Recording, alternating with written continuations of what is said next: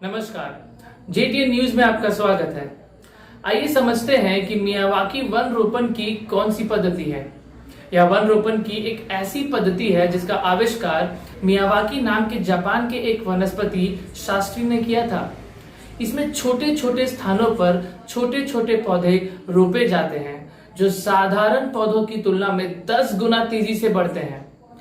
यह पद्धति विश्व में लोकप्रिय है और इसमें शहरी बंद रोपण की संकल्पना में क्रांति ला दी है। दूसरे शब्दों में घरों और परिसरों के साथ उपलब्ध जमीन को उपवन में परिवर्तित कर दिया गया है। देश के कुछ जगहों पर यह पद्धति अपनाई जा चुकी है। इसमें सबसे पहले एक गड्ढा बनाना होता है जिसका आकार प्रकार भूमि की उपलब्धता पर निर्भर करता है। गड्ढा खोदने के पहले 3 प्रजातियों की एक सूची बनानी होती है। इसके लिए ऐसे पौधे चुने जाते हैं जिनकी ऊंचाई पेड़ बनने पर अलग अलग हो सकती है।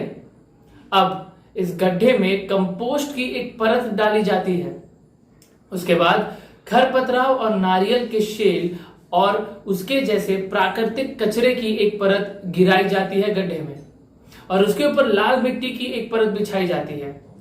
3 प्रकार के पौधों को एक साथ नहीं रोपकर थोड़े थोड़े दिन के अंतराल पर रोपे जाते हैं और इनके पेड़ कितने बड़े होंगे इस पर भी विचार किया जाता है।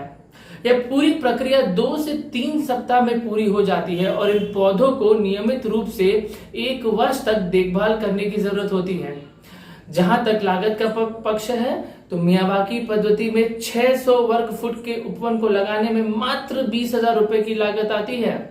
ऐसा ही एक प्रयोग झारखंड के बोकारो जिले में भी हुआ है, जहां चास नगर निगम के अपर नगर आयुक्त ने मियावाकी पौधारोपण के लिए अपने स्तर पर विशेष प्रयोग किया है। आइए जरा सुनते हैं कि उनका अनुभव कैसा रहा। चास नगर निगम में गत वर्ष हम लोगों ने 5 जुलाई को एक पद्धति से मियावाकी पद्धति जो मैंने नया सुना था उसको हमने एक्सपेरिमेंट के तौर पर अपने ऑफिस जो नया मेरा निर्माणाधीन है उसके परिसर में लगाने का कार्य किया और उसके तहत करीब 800 प्लांट कम दूरी पे, यानी लगभग हमें लगता है 100 meter by 2 meter 200 square meter से 300 स्क्वायर मीटर में लगभग 800 प्लांट हम लोगों ने लगाए और वो इतना अधिक ग्रोथ हुआ और बिना किसी पानी के बिना किसी देखरेख के केवल बीच में घास निकालना पड़ा।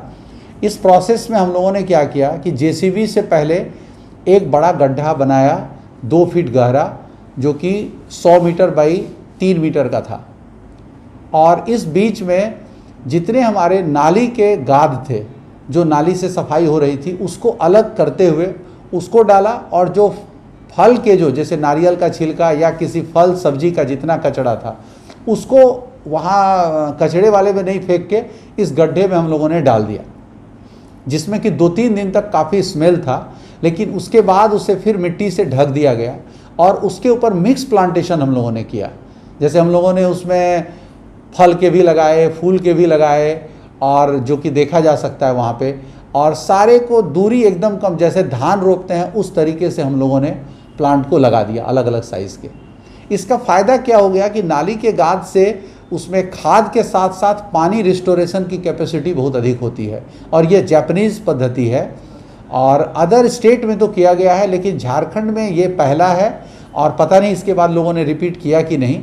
तो ये शहरी क्षेत्र में जहाँ की ज़मीन कम मिलती है और लोगों को अधिक प्लांट की आवश्यकता है वहाँ हम लोगों ने इस प्लांटेशन को किया। इसके लिए हमने 5P का एक नारा दिया था लास्ट ईयर कि प्लानिंग पहले करते हैं, प्लानिंग के बाद हम उसकी प्रिपरेशन तैयारी करते हैं और तैयारी करने के बाद पिट डिगिंग जो गड्ढा बना करके उसमें डाला, फिर प्लांटेशन किया और लास्ट प्रोटेक्शन। ये जो 5P हैं ये पौधे को तैयार करने में बहुत काम करते हैं और अगर इस 5 P को लेके चला जाए तो निश्चित रूप से कम जगहों में करेगा। हालांकि हमने दूसरे जगह भी प्लांटेशन किया लेकिन इस पद्धति से सिर्फ एक जगह किया। इसके अलावा भी जहाँ जहाँ मेरा पानी का टंकी है और ये है, कई स्कूल परिसर हैं, उसमें हम लोगों ने प्लांटेशन किया जिसका कि रिज़ल्ट अभी देखने को मिल रहा है।